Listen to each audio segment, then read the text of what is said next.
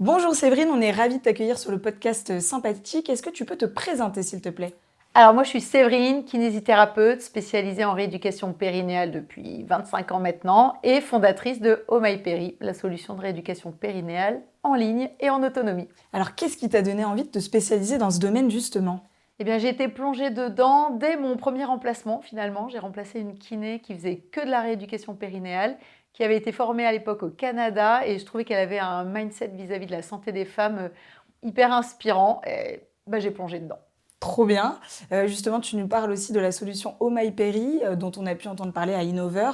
Pourquoi cette solution-là? Alors cette solution-là, pour répondre à la difficulté d'accès aux soins. Aujourd'hui, c'est de plus en plus compliqué d'avoir accès à un cabinet spécialisé en rééducation tout court et en rééducation périnéale encore plus. Donc j'ai créé ça pour les femmes expatriées, les déserts médicaux, les working girls qui n'ont pas le temps d'aller dans les cabinets. Voilà, c'est ça, Oh My Peri. Ok, trop bien. J'ai vu que tu nous avais apporté un petit objet. Ouais. Si tu devais peut-être nous expliquer un peu la rééducation périnéale avec ces petits objets, comment est-ce que tu nous l'expliquerais? Alors ça, c'est l'objet que j'utilise au quotidien, ou dans mes vidéos pour Oh My Peri ou au cabinet, parce que j'exerce encore au cabinet. Et en fait, c'est mon bassin anatomique que j'appelle Marcel. Voilà, donc c'est ma Marcel et en fait, ça me permet d'expliquer aux patientes à quoi ressemble le périnée, donc ce plancher pelvien qui part du pubis en avant, du coccyx en arrière, qui a comme objectif de soutenir nos viscères et de nous permettre d'être continents et une sexualité épanouie aussi. Trop bien. Justement, tu nous parlais de ta pratique. Est-ce que toi, là, tu as le souvenir peut-être d'une consultation, qui t'a surprise ou qui t'a fait marrer sur le moment? Alors, dans les consultations en rééducation périnale, c'est toujours assez particulier parce que les patientes, elles arrivent un peu stressées, elles ne savent pas trop à quoi s'attendre. Donc, il y a déjà toute une mise en place d'un bilan pour les mettre à l'aise.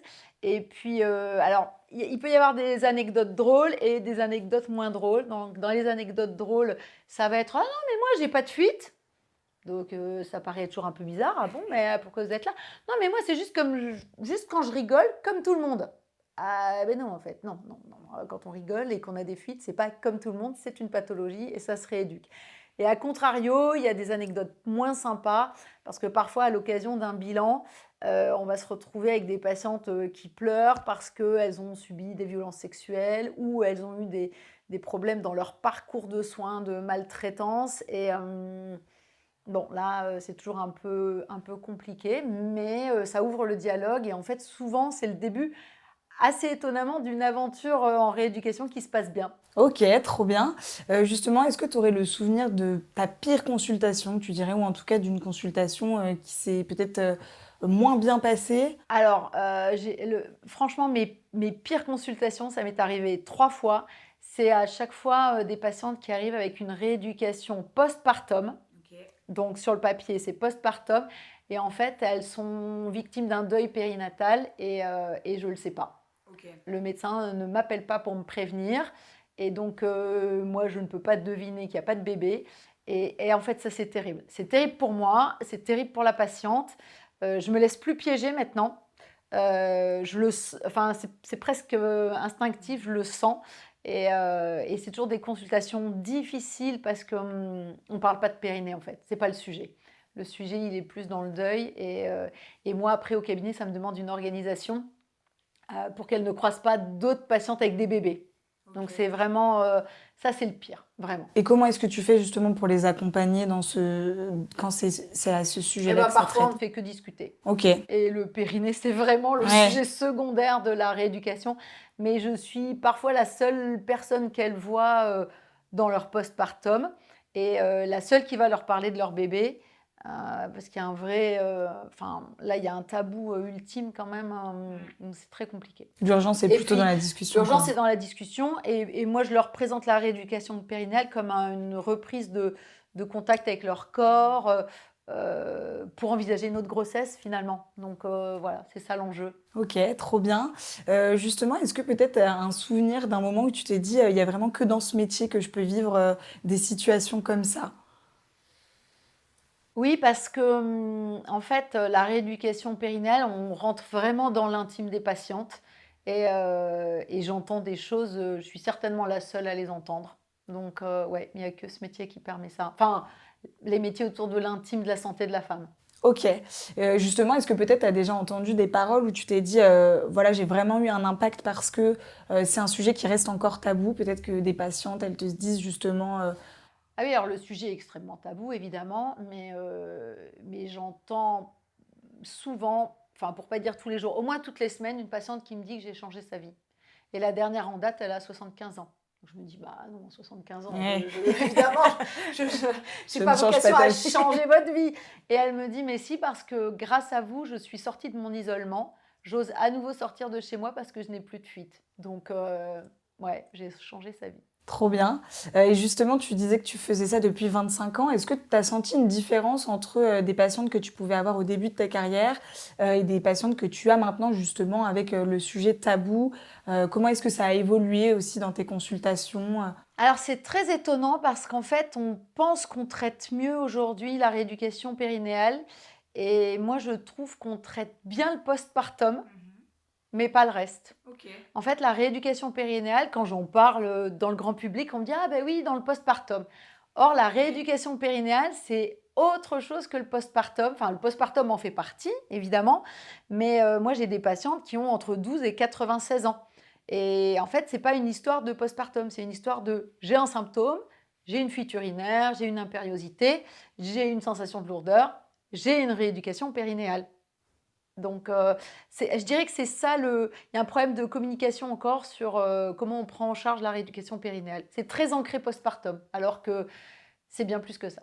OK, très bien. Est-ce que dans ta pratique, tu as déjà été amenée à vivre des situations d'urgence, des consultations où voilà, tu as vraiment senti une urgence? Alors oui, ça peut m'arriver, enfin, ça m'est pas arrivé souvent. Je dirais que à contrario, les femmes, elles arrivent souvent très tard en rééducation, périnéale. Elles arrivent plutôt quand, ça s'est dégradé plus et elles se disent: «Bon, bah, là, il y a urgence». Mais en fait, il y a pas urgence parce que ça fait 10 ans que ça traîne. Oui. Mais il y a urgence pour elles parce que, on a dépassé la limite de ce qu'elles supportaient dans leur, pathologie qui s'installe, parce que ça s'installe souvent au long cours. Donc en réalité, il y a pas d'urgence, mais l'urgence pour elles, c'est de passer à autre chose, parce que là, elles subissent trop, en fait. OK, et justement, peut-être pour, améliorer cette prévention à propos de ce sujet, toi, tu conseillerais quoi? Alors moi, je milite, je milite pour l'éducation périnéale. Je milite pour qu'on en parle, dès le collège. Parce que c'est à ce moment-là qu'on ancre les savoirs et je dis souvent que savoir, c'est pouvoir et si on sait qu'avoir une fuite urinaire en rigolant, ce n'est pas normal et qu'il y a des solutions pour, résoudre le problème, eh bien on consultera. Si on ne le sait pas, si on pense que c'est normal, ben, ou que c'est une fatalité, on ne fait rien. Très clair. Justement, là, j'ai un peu des clichés à déconstruire. Tu vas me dire ce que tu en penses. Ouais. Quand on te dit: «J'ai des fuites quand je cours, mais c'est normal, c'est la preuve que je me donne à fond». Qu'est-ce que toi tu réponds? Ça me crispe. Ta question me crispe. Alors déjà, il faut débunker un mythe. La course à pied ne crée pas de fuite urinaire. Et ça, c'est pas moi qui le dis, ce sont les études cliniques. Donc la course à pied peut révéler un périnée problématique, mais c'est pas la course à pied qui crée le problème. La course à pied n'est pas un sport à impact élevé, c'est un sport à impact moyen, donc on doit pouvoir courir sans fuite. Il n'empêche qu'il y a beaucoup de coureuses qui ont des fuites urinaires. Du coup, ça devient une espèce de fatalité. Ah bah, toutes celles qui courent ont des fuites, donc c'est normal. Non, c'est pas normal. Il faut faire une rééducation, adapter sa course à pied, réentraîner son périnée à pouvoir supporter, la course à pied ou un autre sport d'ailleurs. On doit pouvoir tout faire sans fuite. C'est juste une question de comment on aborde son sport et comment on met en place une rééducation en face.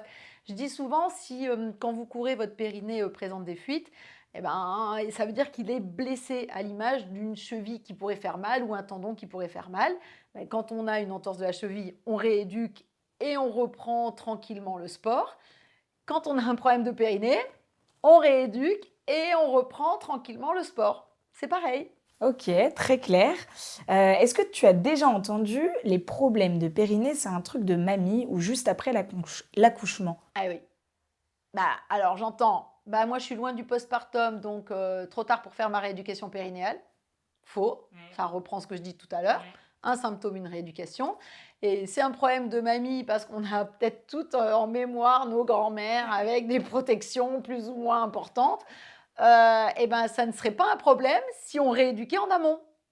Moi, j'espère que notre génération, ne montrera pas ça à nos petits-enfants, parce qu'on aura tellement bien rééduqué nos périnées qu'on n'aura pas de problème. Totalement.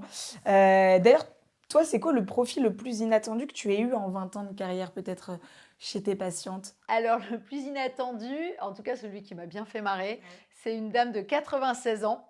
Donc c'est son fils qui a pris rendez-vous pour elle au cabinet. Et là, je me suis dit: «Ouh là là, enfin comment va arriver cette dame?» je et donc je dis à son fils: «Bah, j'exerce à l'étage, est-ce qu'elle peut monter l'escalier?» «Oui, oui, ne vous inquiétez pas, vous allez rencontrer notre phénomène». Je dis: «OK, très bien, bon».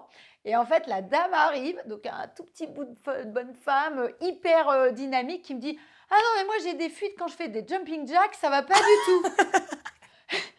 Et je lui dis: «Mais qui fait des jumping jacks à 96 ans? Enfin, qu'est-ce que c'est que cette histoire?» Et donc en fait, elle était hyper sportive. Elle me dit: «Mais moi je fais du sport tous les jours depuis 30 ans». Donc depuis qu'elle était à la retraite, Oui, en fait, finalement. elle en faisait pas avant et elle dit: «Bah, ça va bien, sauf les jumping jacks». Donc on a rééduqué son périnée et elle a retrouvé ses jumping jacks au sec. Donc 96 ans, donc c'est bien la preuve que, Que tout le monde peut s'y tout le monde mettre. peut s'y mettre, il y a pas de raison. On voit aussi partout des boules de geisha ou des œufs de yoni vendus comme la solution miracle. En tant qu'experte, qu'est-ce que tu en penses, toi? Il y a pas de solution miracle. Voilà, ça déjà c'est le premier truc. Tout ça, ça peut être des outils qu'on met à disposition dans une boîte à outils. Enfin, typiquement, moi je ne rejette rien. Je pense juste qu'il y a des choses adaptées à certaines circonstances et que ça, de manière isolée, ça ne sert à rien. Par contre, inclus dans un protocole de rééducation plus large, ça peut être utile. Donc, c'est ni oui ni non, c'est un outil dans une très grande boîte à outils. Et la boîte à outils, c'est pas que du périnée d'ailleurs, c'est de la posture, de la respiration, des étirements, des abdos, plus. Voilà, Tout ça dans un parcours, utiliser ouais. toute la boîte à outils. OK, très bien. On sait aussi que beaucoup de femmes se sentent impuissantes au bout de plusieurs années avec des fuites urinaires. Quel message, toi, tu voudrais leur faire passer? Ne restez pas comme ça, il n'y a pas de fatalité, ça se rééduque. Il y a vraiment des solutions et elles fonctionnent, donc quand même dommage de s'en priver. Par contre, ça demande un engagement. Ça ne se fait pas tout seul. Pas de solution miracle. Je ne m'assois pas sur un siège et ça se résout tout seul. Non, il faut engager son corps, son énergie dans sa rééducation. Ça ne viendra pas, à soi. OK, et justement, est-ce que tu as eu, toi, peut-être, dans ta carrière, des patientes qui se sont arrêtées en cours de route, Bien parce que sûr. ouais, Bah et oui, comment évidemment. est-ce que tu fais, dans ce cas-là pour essayer de les réengager, dans ce Elles parcours? finissent par se réengager à un moment ou à un autre, en fait. Mais après, on a toutes, des emplois du temps, hyper chargés et moi, j'aime pas trop les injonctions donc ça me chiffonne toujours de dire: «Ah, il faut rajouter ça et ça et ça. Ah, mais c'est que 10 minutes par jour». Oui, mais parfois 10 minutes par jour, c'est 10 minutes de trop. Donc parfois, c'est pas le bon moment et il faut savoir l'entendre. C'est pas grave. De toute façon, on meurt pas d'une fuite urinaire, hein, ça se saurait. Donc, c'est pas le bon moment. Il faut juste donner les clés pour dire, ben, quand ce sera le bon moment et il faudra qu'un moment, ce soit le bon moment, bah, on reprendra la rééducation et ça fonctionnera. Ça mettra peut-être un peu plus de temps, mais ça fonctionnera. Pour toi, justement, c'est qui, le professionnel de santé privilégié pour parler de rééducation périnéale? Un professionnel à l'écoute. Donc, OK, parfois, c'est pas le médecin, parfois, c'est pas le gynéco, parfois, je sais pas, ça peut être mais en fait, ça peut être le pharmacien, ça peut être, ça il faut juste un professionnel, qui écoute, les symptômes et il faut surtout oser en parler. Parce que peut-être votre médecin va pas poser la question, mais du coup, il faut lui dire.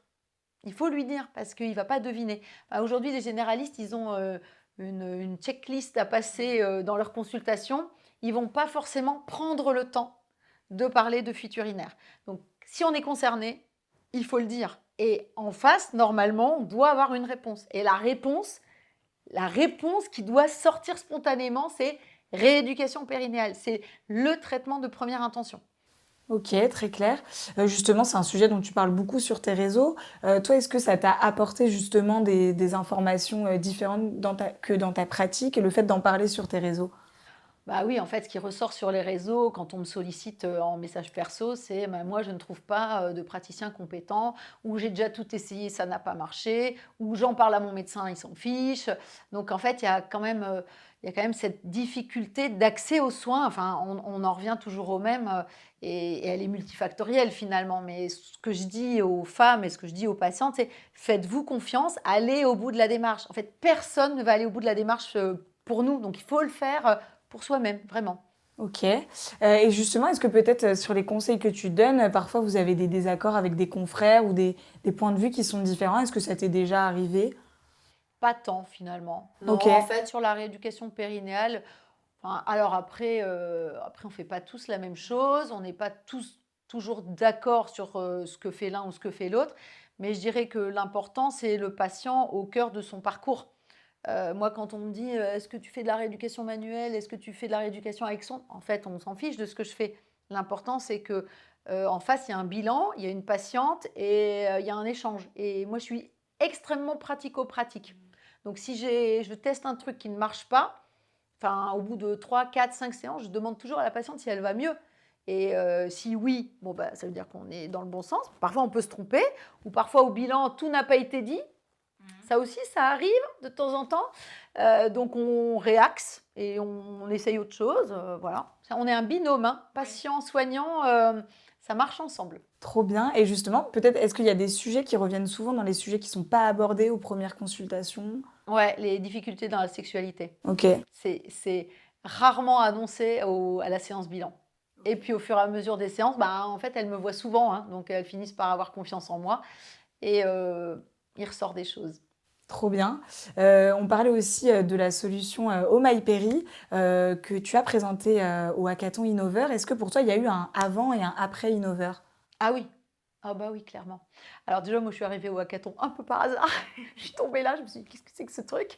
et déjà, j'ai pris beaucoup de plaisir à faire ce hackathon et moi, j'avais construit, ma solution, digitalisé ma pratique un peu dans mon salon, quoi. Enfin, j'avais fait ça, j'avais une vision des choses et de participer au hackathon, déjà, j'ai rencontré des gens qui m'ont aidée tout un week-end, qui ont mis leurs compétences à ma disposition et ça, c'était assez incroyable et surtout, j'ai rencontré un écosystème parce que en fait, nous, dans nos cabinets, on est des cabinets de quartier, enfin, on travaille avec quelques médecins autour de nous, nos patients et puis voilà et là, l'écosystème, de la santé, de l'innovation en santé de la femme, c'est quand même très, très large avec, l'industrie pharmaceutique, avec enfin, voilà, il y a des choses que je ne connaissais pas du tout. J'ai découvert cet écosystème et j'ai trouvé ça quand même très chouette. Trop bien. Et justement, là, on est aussi un peu dans la question de l'interprofessionnalité. Toi, dans ta pratique au quotidien, tu mets quelle place à l'interprofessionnalité? Alors aujourd'hui, ça se complexifie parce qu'on manque de temps. On manque de soignants. Donc en fait, passer un coup de fil à un médecin, c'est extrêmement chronophage. On n'arrive pas à les joindre parce qu'ils ont autre chose à faire. Donc les rapports entre professionnels de la santé, c'est pas qu'on n'ait pas envie de se parler, c'est qu'on n'a pas le temps. OK, très clair, oui, effectivement. Pour la femme qui nous écoute et qui vient d'avoir sa première fuite en riant et qui se dit que c'est pas grave, quel est le conseil concret que tu lui donnerais là, maintenant? Alors c'est pas grave, évidemment, c'est pas grave, mais la première fuite, c'est celle de trop et c'est celle qui doit nous faire réagir. Donc une fuite, aussi petite soit-elle, doit amener une consultation et une rééducation. Point. Point. Si tu avais une baguette magique pour changer une seule chose dans la façon dont la société parle de la santé des femmes, ce serait quoi? La santé des femmes en général, mmh, alors j'aimerais qu'on soit un peu plus bienveillant avec les femmes, parce que quand même elles vivent des périodes de vie pas très sympas, au sens large. Ça va du début des règles à la ménopause et à l'ostéoporose qui suit et au milieu, les femmes sont cycliques et donc chaque cycle est source de tourments. Donc j'aimerais qu'on soit un peu plus sympa avec les femmes et avec leur santé. OK, très clair. Et justement, peut-être pour toi, qu'est-ce qu'on va s'attendre à voir de ta part pour la suite? Est-ce qu'il y a des projets qui arrivent? Alors, oui, en fait, moi, les projets, c'est sur Oh My Perry, évidemment, avec, là, j'ai traduit tous mes parcours en anglais, en allemand, en portugais, donc donc Oh My Perry en espagnol, Oh Trop My bien. Perry va envahir le monde, en tout cas celles qui vont se connecter et l'idée, c'est enfin, de toute façon, l'idée, elle est toujours l'idée de départ, c'est-à-dire d'offrir des parcours, de qualité, à toutes. Et si on est au fin fond du Brésil ou au fin fond d'Italie ou je ne sais pas où, et ben, on peut accéder à un parcours de rééducation périnéale de qualité. Trop bien. Et est-ce qu'il y aurait peut-être des structures auxquelles, tu envisagerais de faire des partenariats justement sur cette Alors solution-là? oui, bah, de toute façon, les partenariats, l'idéal de l'idéal, c'est de travailler avec les mutuelles, parce que prévenir en rééducation périnéale, c'est toujours mieux que guérir. Et tout le monde a y gagné, les patients, les soignants et les organismes qui remboursent. Donc ouais, j'aimerais beaucoup travailler avec les mutuelles et faire prendre conscience de l'importance de donner cet accès facilité pour éviter des choses plus compliquées, des années plus tard. OK, très clair. On parlait aussi, on a beaucoup parlé de la période, Covid chez les soignants. Toi, dans ta pratique, qu'est-ce que ça a pu changer peut-être à l'époque? Eh bien, dans ma pratique, ça a changé que du jour au lendemain, on m'a interdit de travailler et je me suis dit qu'il fallait que je trouve un autre moyen de travailler. Et clairement, ça a été un des déclencheurs de la création de Oh My Perry. OK. Ouais, Donc finalement, clairement parce merci le que Covid. ouais, enfin à l'époque, je disais pas trop merci, mais oui, oui, nous, du jour au lendemain, on a fermé nos cabinets et on s'est dit: «Mais OK, donc là, bah, on gagne plus d'argent quand même», enfin, il y a quand même ça.